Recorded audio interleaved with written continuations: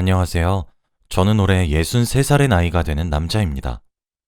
여러분들은 시간을 돌릴 수 있다면 시간을 돌리고 싶으신가요? 저는 정말 시간을 돌리고 싶습니다. 왜냐하면 제 어리석은 실수로 인해 저는 정말 모든 것을 잃어야만 했거든요. 불과 몇 년 전까지만 해도 누구보다 행복한 가정을 꾸리고 있었고 가족들의 자랑스러운 가장이었습니다.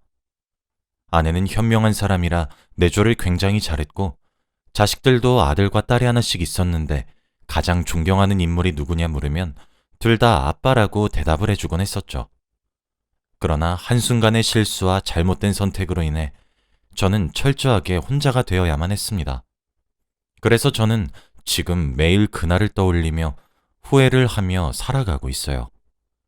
제게 한 번만 더 기회가 주어진다면 그런 실수는 두 번 다시 하지 않을 텐데 말입니다. 저는 지금 벌을 받고 있는 것만 같아요. 제가 저희 가족들 가슴에 비수를 참 많이도 꽂았었거든요. 제가 했던 잘못은 바로 제가 두 집 살림을 하고 있었던 사실입니다. 맞아요. 할 말이 없죠. 딸과 아들을 낳아준 현명한 본처인 아내와 예쁘고 늘씬하고 애교가 많았던 여자친구 사이를 저울질했었습니다. 맞습니다. 천하의 쓰레기 같은 놈이죠, 저는. 저는 정말 어려움이 뭔지 잘 모르고 살았어요. 저희 집은 대대로 가진 건물이 많은 부잣집이었고 어렸을 때는 부모님의 뒷바라지로 저는 고생 한번 해보지 않고 자랐거든요. 커서도 마찬가지였어요. 요즘은 조물주 아래에 건물주가 있다고 하죠. 매달 월세만 걷고 그렇게 살다 보니 경제적으로 부유했습니다. 하고 싶은 건 전부 다 하고 살았고 먹고 싶은 것들도 모두 먹고 살았어요. 아내는 제 친한 친구의 여동생이었는데 너무 아름다운 사람이었습니다. 예쁜데다 똑똑하기까지 하니 제가 졸졸 쫓아다녀서 겨우겨우 결혼에 성공했죠. 아내는 정말 저밖에 모르는 사람이었어요. 처음엔 주위 사람들이 아내 보고 남편을 무슨 하늘처럼 대하냐고 우스갯소리도 하고 그랬을 정도였으니까요. 원래 아내는 자신의 꿈은 남편의 내조를 하고 아이를 잘 키우는 현모양처였다고 하더라고요. 그래서 그런 질문은 듣는 날이 되면 저를 하나하나 챙겨주고 그런 것들이 기쁨이자 행복이라고 대답하곤 했습니다. 호의가 계속되면 권리가 된다는 영화 명대사가 있듯이 제게 쏘아 부어버리듯 내리꽂히는 아내의 큰 사랑이 어느 순간 제게 족쇄처럼 느껴지더군요. 아내가 좋은 사람이란 것도 잘 알고 있었고 아내와 저 사이에 딸과 아들이 있다는 사실도 뼈저리게 알았기 때문에 그런 생각을 하려고 하면 생각을 차단하려고 노력했어요. 하지만 한번 인식하기 시작해버린 말하기 힘든 그 갑갑함은 점점 커져만 갔고 아내의 사랑이 느껴졌었던 모든 행동들이 어느새 전부 집착으로 느껴지기까지 하더라고요. 정말 숨통을 옥죄는 것처럼 갑갑함을 느끼기 시작했습니다. 그렇게 마음이 술렁이던 도중 제가 투자를 했었던 땅이 재개발 지역으로 선정이 되면서 순식간에 정말 큰 돈을 만지게 되었어요. 그래서 그랬던 것 같아요. 갑작스럽게 치솟는 자존감과 더불어 고개 숙일 줄 모르는 자존심까지. 돈이 많으니 여자를 만나는 것도 참 쉽더군요. 술집에 가서 예쁜 아가씨 한 명 보게 되었는데 주책 같겠지만 정말 홀라당 빠져버리고 말았습니다. 제가 무슨 정신으로 그랬는지 모르겠습니다. 저는 그녀에게 돈을 엄청나게 쏟아붓기 시작했어요. 그녀의 명의로 된 집도 한 채를 사주었고 술집에서 빼낸 뒤 그곳에서 살게 했죠. 점점 아내가 있는 집으로는 들어가기 싫어지더라고요. 그렇게 가정에서 겉돌기 시작했고 어느새 평일은 그녀의 집에서, 주말엔 아내의 집에서 일상을 보냈습니다. 당연히 제 변화를 가장 빨리 눈치를 챈 사람은 제 모든 것을 하나하나 일일이 챙겨주었던 아내였어요. 하긴 모르는 것이 말이 안 되죠. 아내는 천성이 유약한 사람이었습니다. 처음 불륜을 걸렸던 날 저는 아내가 이혼을 요구하자고 하면 어쩌나 발을 동동 굴렸어요. 그런데 아내는 그런 제 예상을 비웃듯 빗나간 행동을 하더군요. 아내는 눈물을 흘렸습니다. 제게 아무런 비난도 하지 않았어요. 오히려 제게 묻더군요. 이혼하고 싶냐고 말이에요. 저는 당연히 싫다고 했어요. 아이들을 생각하면 이혼이 말이 되냐고 소리까지 버럭 질렀습니다. 그랬더니 아내가 아주 오열을 하면서 울더라고요. 그렇다면 가정으로 제발 돌아와 달라고요. 왜 이렇게 사람이 변한 거냐고요. 이런 사람 아닌 거 자기가 다 알고 있다고. 그러니 얼른 정리하고 가정으로 돌아와 달라고. 더 이상 자신을 비참하게 하지 말라고 아주 바닥에 주저앉아서 엉엉 울었습니다. 자기는 기다릴 수 있다고 하면서요. 처음엔 그게 대체 무슨 소리냐고 불륜을 딱 잡아댔어요. 내가 얼마나 바쁜 사람인데 시간이 남아도는 줄 아냐고. 어디서 무슨 이야기를 듣고 와서 내게 이러냐고. 제가 그런 헛짓거리 할 사람으로 보이냐고 큰 소리를 쳤습니다.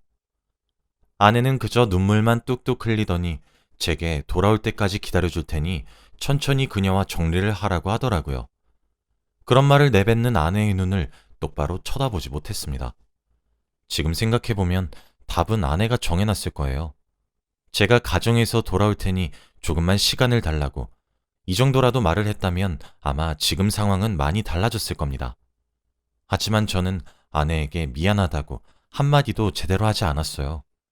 지금 그려보니 그때 아내의 눈엔 원망과 배신감이 한데 섞여 있었던 것 같습니다. 저는 양심의 가책이 느껴졌지만 아내보다 애인이 주는 자극적이고 짜릿한 사랑에 눈이 멀어버렸어요. 아내는 그 이후에도 묵묵히 제가 가정으로 돌아오길 기다렸던 것 같습니다. 제게 애원하기도 하고 울면서 매달리기도 하고 오히려 자기가 바뀌겠다고 기회를 한 번만 달라고 하기도 하고 제게 큰 소리를 치며 화를 내기도 했죠. 아내는 돌아와 달라 애원할 때는 눈물을 방울방울 흘렸고 그렇지 않으면 당신 그러다 정말 천벌받아 라며 저주하기도 했죠. 아내는 점점 감정적으로 변해갔습니다. 아내가 그렇게 변화해가자 저는 점점 아내를 더 멀리하게 되었어요. 그렇게 미치게 만든 건 저였는데 말이죠. 아내가 눈물을 흘리기만 하면 정말 속이 답답해졌고 질렸고 미칠 것 같았습니다. 주위 시선 신경 쓰지 않고 길에서 소리를 빽 지르는 아내가 너무 창피했고 부끄러웠어요. 아내를 보면 속이 갑갑해지고 얹힌 것처럼 꽉 막힌 기분이었다가도 애인을 만나면 그런 것들이 정말 쑥 내려가는 느낌이 들었습니다. 그녀와 하는 것들은 처음 경험해보는 것도 아니었는데 정말 즐겁고 모든 것이 좋았어요. 아내는 그런 저를 집에서 하염없이 기다렸어요. 아이들과 함께 말이죠. 그러다 아이들은 점차 커서 이제 스스로 앞가림을 할 수 있는 나이가 되었고 아들과 딸이 엄마를 번갈아가며 돌보았나 보더군요. 그러던 어느 날이었습니다. 그녀의 집에 제 여벌의 옷을 두기 위해 아내의 집으로 갔어요. 항상 집으로 들어가면 아내가 총총 뛰어나와서 웃어주며 여보 왔어요? 라고 제게 인사를 건네야 하는데 아내가 보이질 않더라고요. 집에서 늘 제 퇴근 시간에 맞춰 하던 밥 냄새도 안 나고 말이에요. 근데 순간적으로 쎄한 느낌이 드는 게 아니겠어요? 뭔가 아내를 찾아봐야 될 것 같은 그런 느낌이요. 뭔가 불안해지기 시작했고 심장이 콩콩 뛰고 그러더군요. 집 구석구석을 뒤져도 아내가 없었습니다. 점차 다급해진 손길로 방이란 방은 다 뒤졌죠. 그런데 제가 아내를 어디서 발견했는지 아십니까? 바로 욕실이었어요. 숨이 꺼져가는 아내를 본 저는 가슴이 철렁 내려앉았어요. 다급히 아내를 꺼내 어깨를 들었지만 미동이 없었고 아내의 이름을 미친 듯이 불렀지만 아내는 대답을 해주지 않았더군요. 패닉에 빠질 것만 같았습니다. 그런데 아내의 코에 손가락을 대어보니 정말 미세하게 숨을 쉬고 있더군요. 심장에다가 귀를 대어보니 심장도 작게 뛰고 있었고요. 저는 급하게 수건으로 아내의 손목을 감싸고 지혈을 하며 119에 전화를 걸었어요. 아내는 병원으로 이송되어 응급조치를 받기 시작했습니다. 마치 제가 아내를 죽음으로 몰아간 것만 같은 느낌이 들더라고요. 제발 살려달라고 의사 선생님께 울면서 빌었습니다. 죽지 마라, 살아줘라. 내가 미안하다. 누구에게 말하는 건지 모를 정도로 계속해서 빌었습니다. 시간이 얼마나 지났는지도 모르겠더군요. 아내는 다행히 죽을 고비를 넘겼다고 했어요. 조금만 늦었어도 장담하기 힘들었을 거라고 말씀하시더군요. 새하얀 병원 침대에 힘없이 누워있는 아내의 얼굴을 쳐다보고 있으니 우리 아내가 고생이 많이 심했구나 싶었습니다. 아내가 적은 유서를 보니 더 이상 살아갈 희망도 빛도 없다. 모든 것이 무너졌고 무너뜨린 사람은 자신이 무엇을 잘못한 것인지 무엇을 망쳐버렸는지 자각조차 하지 못한다. 딸아, 아들아, 엄마가 이렇게 나약한 사람이라 미안하고 또 미안해. 그리고 정말 많이 사랑해. 라고 적혀 있었습니다. 아내의 소식을 들은 아들과 딸은 아내의 오빠이자 제 친구와 함께 다급히 병원으로 찾아왔더군요. 친구는 저를 보자마자 주먹으로 저를 때렸습니다. 귀하디 귀한 우리 동생, 네가 결혼 허락해달라 그랬을 때 너 뭐라 그랬냐? 다른 것들은 몰라도 우리 동생 눈에 눈물 한 방울 안 흘리게 하겠다고 다짐했잖아, 이 나쁜 놈아. 꼴에 너도 투자 한 번 성공해서 우리 동생이 우스워졌냐? 내 동생 눈 못 뜨게 되는 날 너 죽고 나 죽는 줄 알아. 어디 염치 없이 여기 뻔뻔하게 들어와. 당장 안 꺼져? 라고 소리치면서요. 눈물을 줄줄 흘리는 친구의 몰골을 보니 제가 무슨 할 말이 있었겠습니까? 아무런 말도 할 수 없었습니다. 그러게, 미안.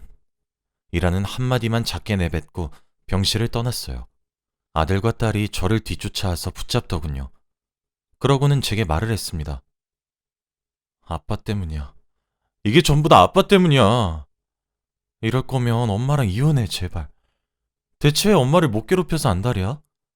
우리 엄마 저녁마다 오지도 않을 아빠 기다리면서 저녁 차렸다 버렸다를 미친 듯이 반복했고, 입지도 않을 셔츠 언제든 입기 수월하라고 하나씩 일일이 다림질도 하고 살았어. 아빠가 그랬던 엄마를 알아? 이혼하라는 우리 말에도 엄마는 아빠가 가정으로 돌아올 거란 사실을 믿고 있다며 아빠 돌아왔을 때 함께 웃으면서 맞이하자고 했던 사람이야. 이젠 우리도 아빠 더 이상 아빠 취급 안 할 거야. 엄마한테 두 번 다시 찾아오지 마. 하며 소리를 지르더군요. 나를 제일 존경한다는 아이들의 눈은 이제 눈물을 머금은 채 원망 섞인 눈길이 되었고 제게 소리를 지르고 있었습니다. 그런 아이들의 모습을 보며 그제서야 제가 대체 무슨 짓을 한 것인지 실감이 나더군요.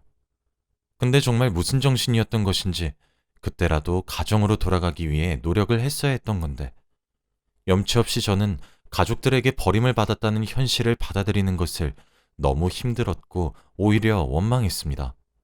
그리고 그럴수록 그녀에게 의지하기 시작했어요. 그 사이 아들과 딸의 살뜰한 간호로 아내는 몸을 회복했고 제게 이혼을 요구하더군요. 아들과 딸 둘 다 성인이었기 때문에 제가 아내의 이혼을 막을 방법이 뾰족하게 떠오르지 않았습니다. 용기를 내서 아내를 한번 찾아갔어요. 아내는 처음으로 제게 차가운 표정을 짓고 단호한 어투로 자신의 눈앞에서 사라져달라고 말을 하더군요. 오랜만에 보는 아내의 모습은 굉장히 말라 있었죠. 우아하게만 살아왔던 사람이라 항상 나이보다 젊게 보였었는데 얼굴도 많이 상해 있더라고요. 그런 모습을 한 아내에게 저는 당당할 자격이 없었습니다. 제발 이혼해달라고 고개를 돌리고 우는 모습에 정말 미안했다라는 말만 한마디를 남긴 채 도장을 찍어주었어요. 위자료도 요구하는 것들 또한 모두 주었습니다. 제가 죄를 사하는 방법이 그런 방법밖에는 떠오르지 않더라고요. 아들과 딸에게도 미리 건물들을 증여했어요. 이런 것들 필요 없다는 말에도 꾸역꾸역 쥐어주고 헤어졌네요. 제 몫의 건물을 하나만 남겨놓으니 아내 대신 선택했었던 그녀도 저를 떠나갔어요.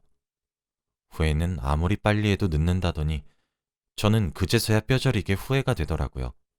그렇게 혼자 살게 되었습니다. 아내와 아이들이 저를 외면을 하고 나니 그제서야 알겠더라고요. 제가 멍청하고 미련했었던 사실을 말이에요. 후회에 사무쳐서 찾아도 가봤지만 정말 매몰차게 거절당했습니다. 자식들은 아버지 취급도 해주지 않더군요. 그래서일까요? 아니면 아내가 그러다 천벌 받으면 어쩔 거냐고 저주를 했기 때문일까요? 정말 하늘에서 벌을 내렸더라고요. 지금으로부터 2달 전 건강검진을 했는데 정밀검사가 필요하다고 해서 한 번 더 검사를 진행했어요. 그 결과 간암이었습니다. 간암 말기였고 왜 이제 왔냐는 의사 말에 참 할 말이 없더군요. 그로부터 8개월 정도 더 살 수 있다고 하셨으니 이제 제게 6개월이란 시간만 남았네요.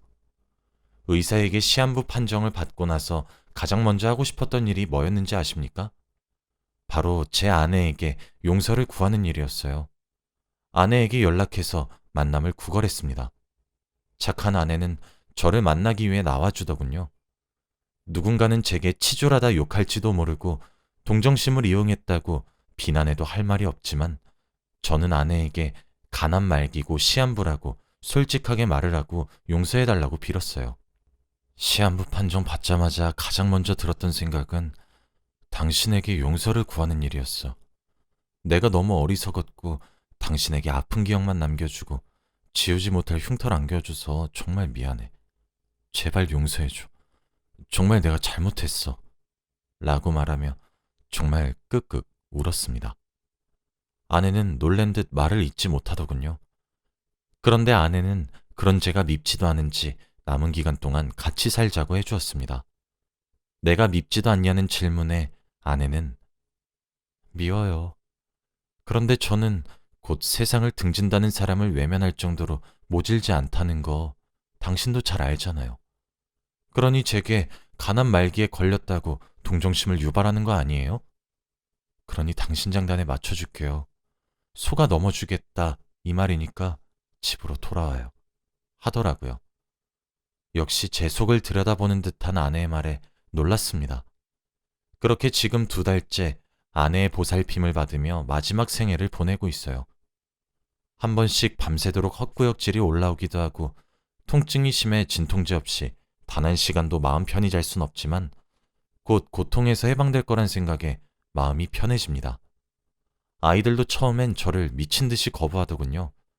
자식이지만 씻을 수 없는 죄를 지었던 것은 맞았기에 아이들에게 무릎을 꿇고 진심으로 사과했습니다. 아이들도 아내를 많이 닮아 마음이 참 약하더군요. 암에 걸렸다고 하니 바로 걱정스런 표정을 짓는데 미안하기도 고맙기도 하면서 만감이 교차하는 듯한 기분이 들었습니다. 이렇게 소중하고 어떻게 보면 바보 같을 정도로 착한 가족들에게 제가 무슨 짓을 한 것인지 지금도 매분 매초가 미안하고 후회스럽네요. 요즘에는 남은 기간 동안 제가 가족들을 위해 해줄 수 있는 것이 무엇일까 라는 고민을 참 많이 하고 있어요. 그렇게 상처만 줬는데도 아버지란 이유로, 남편이란 이유로 다시 절 받아들여준 것도 정말 감사하게 생각합니다. 다음 주에는 아내와 다시 혼인신고서를 내러 갈 거예요. 아내와 아이들은 잘 모르고 있지만 제가 보험을 많이 가입해놨거든요. 아마 제가 이렇게 살다 죽으면 6억 정도의 보험금이 나오게 되어 있는데 수익자를 아내로 하기 위해 혼인신고가 필요하더라고요. 이걸로도 제가 저지른 수많은 죄를 다 지우진 못하겠지만 제가 떠나고 난 이후에도 아내와 아이들이 좀 더 편하게 살았으면 하는 마음뿐입니다. 줄 수 있는 게 이런 것들 뿐이라 씁쓸하기도 하네요. 아내와 아이들은 이깟 돈 같은 재산보다 다정한 한마디를 내뱉을 줄 아는 남편과 아버지가 필요했을 텐데 말이죠. 제 이야기를 들으셨으니 모두 잘 아시겠죠? 다들 남의 마음에 비수꽂지 말고 피눈물 흘리게 하지 마세요. 진심으로 후회할 짓 하지 마세요. 절대 죄를 지으면서 삶을 살아가지 마시길 바랍니다. 정말 본인에게 전부 어떻게든 돌아오게 될 것이고 벌을 받게 될 거예요. 그리고 사랑하는 사람들의 원망을 받게 될 수도 있겠죠. 비록 저는 후회뿐인 인생이었지만 마지막에라도 아빠 노릇 남편 노릇을 할 수 있는 기회를 받게 되어 정말 기쁩니다.